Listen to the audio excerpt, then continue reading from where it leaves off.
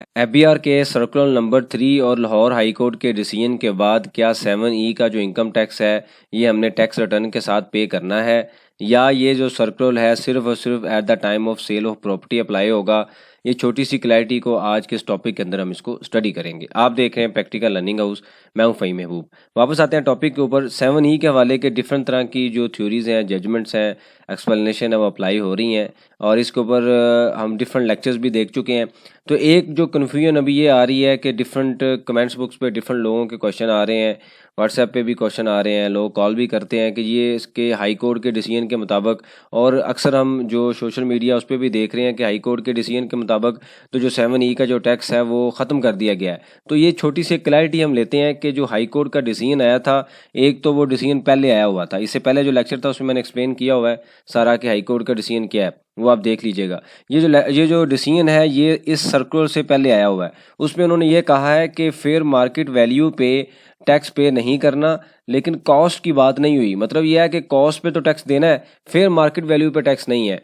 Court के basically decision के जो फैक्ट थे, या अगर हम डिटेल में उसको स्टडी करें तो उनका मतलब ये था कि जो चीज़ आपने 1 लाख रुपए की परचेज़ की है और एफबीआर की वैल्यूएशन के मुताबिक अगर वो 2 लाख की हो गई है तो अभी वो टैक्स पेयर ने सेल नहीं की। तो जब टैक्स पेयर ने अभी सेल नहीं की तो लिहाजा अभी टैक्स भी नहीं बनता। तो ये जब वो सेल करेगा तो उसके बाद टैक्स देगा, और जब हम सेल करते हैं तो ऑब्वियसली उसके ऊपर कैपिटल गेन टैक्स भी होता है और डिफरेंट टैक्सेस भी हैं। लेकिन कॉस्ट की बात नहीं की। कॉस्ट का जो पॉइंट है ये अभी तक वही है। इसका मतलब ये हुआ कि कॉस्ट के ऊपर हमने टैक्स देना है, उन्होंने फेयर मार्केट वैल्यू की बात नहीं की। ये जो इससे पहला लेक्चर था मैंने उस पर एक्सप्लेन किया हुआ है। अब पॉइंट ये आता है कि जो ये कन्फ्यूजन है कि जी डिसीजन आ गया है, लाहौर हाई कोर्ट का सर्कुलर आ गया, लिहाजा हमने रिटर्न के साथ ये टैक्स पे नहीं करना, तो क्या ये वाकई पे नहीं करना? देखें, एक चीज़ क्लियर कर लें कि जो ये सर्कुलर आया ना, इसके अंदर उन्होंने जो डिस्कशन की है वो सिर्फ और सिर्फ ये की है कि at the time of sale जो आपने यानी कि 236C के सेक्शन के हवाले से कि जब हम सेल करते हैं तो आपको पता है कि हमें एक 7E का जो सर्टिफिकेट है वो देना पड़ता है। उसके लिए हमें कमिश्नर को हम लेटर लिखते हैं, विजिट करते हैं, डॉक्यूमेंट देते हैं, वो अप्रूवल देते हैं और सर्टिफिकेट इशू करते हैं, और वो सर्टिफिकेट हम यूज़ करते हैं at the time of sale, और जिसकी वजह से जो 7E का 1% टैक्स है हमें अप्लाई नहीं होता। तो इसका मतलब ये हुआ कि उन्होंने, अगर आप ये पॉइंट नंबर 2 देखें ना, तो यहाँ पर लिखा हुआ है, मैंने हाईलाइट भी किया हुआ है कि partial modification and amendment to the instruction contain in circular number 1। इससे पहले भी एक सर्कुलर आया था डेटेड 21 जुलाई।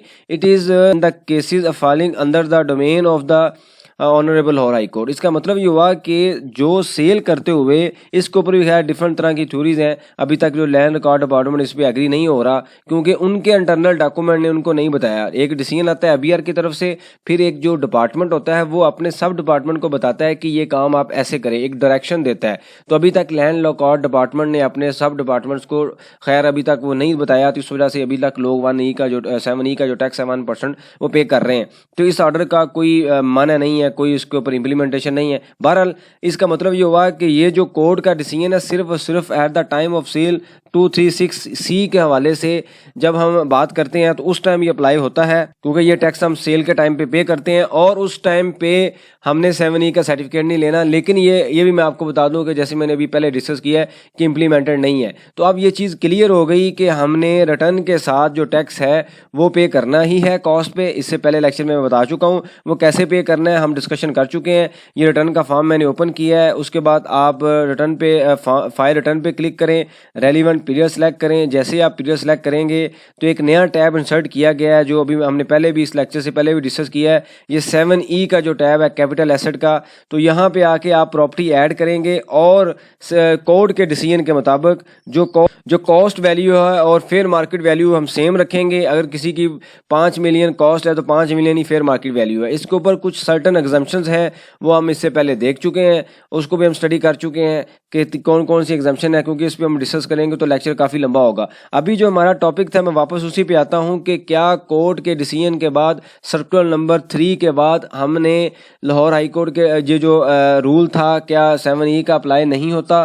तो ऐसा नहीं है। 7E का रूल जो है वो सेल के टाइम पे उसने कहा है कि नहीं अप्लाई होगा।